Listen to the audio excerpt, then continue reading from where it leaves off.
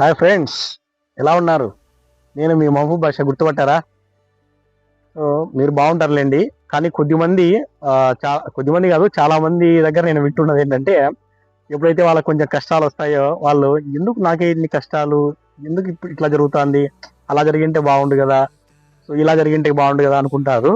కానీ వాళ్ళకి తెలుసు, కష్టాలు మనిషికి రాక మానుకొస్తాయా అంటారు కదా పెద్దోళ్ళు.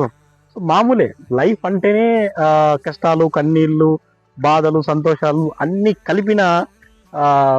అన్ని కలిపిండేదే మన జీవితం. సో అలా ఉంటేనే కదా జీవితం కూడా కిక్ ఇస్తుంది జీవితానికి. సో మనం ఏమన్నా దేవుళ్ళమా?